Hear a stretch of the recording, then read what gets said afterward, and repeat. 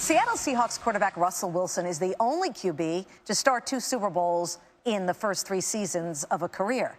But Wilson has set his sights on a new goal as he enters his 5th season in the NFL.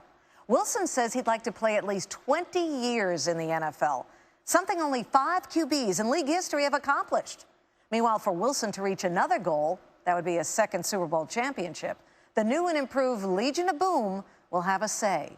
With more, Sheil Kapadia.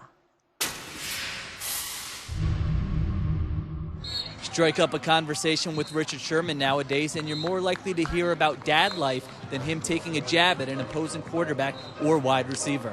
3 hours of sleep last night. Two kids of your own. One's kicking you in the back of the head, the other one's screaming. But yeah, it's one-on-one coverage. I tell you what, if they say I don't play man-to-man, come on now. Let them say I don't play man-to-man now. This is a wiser, more mature version of the Legion of Boom, but do not call them old. Sherman is 28, and he is the senior member of the Seahawks secondary, which still includes Earl Thomas and Cam Chancellor. And this group may be able to offer more flexibility than previous versions. Now Richard will go over to the far side and cover A.J. Green over there. Pete Carroll said before the game, we're going to put Richard Sherman on Antonio Brown most of the time. For most of his career, Richard Sherman has lined up on the left side of the field, but that changed last year when defensive coordinator Chris Richard had him shadow opposing #1 wide receivers more than ever before. And the results were positive, as Sherman held his own against some of the top pass catchers in the game, like Antonio Brown, A.J. Green, and Des Bryant. It stands out with them, but it stands out also with the coaching staff and their trust in the guys. Because they have to be willing to be flexible in order for us to be flexible. So I think that also says something to how they've grown to trust us and to trust our abilities and our mentalities, to trust us in those positions. So I think it's both sides growing. Last year at this time, Sherman and Thomas were coming off of injuries. Chancellor was unhappy with his contract, and the team was looking for an answer at right cornerback.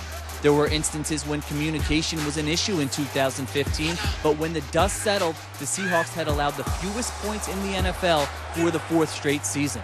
We've set out a long time ago to keep these guys together, and we've done that, and hopefully it's going to continue to keep us moving ahead.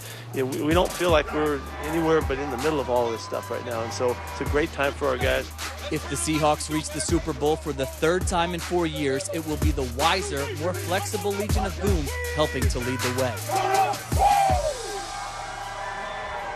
You know, Pete Carroll is working on his own contract extension with the team. Mentioned that the Seahawks wanted to keep these guys together, and signing Thomas and Sherman to long-term deals, let's face it, hasn't been cheap.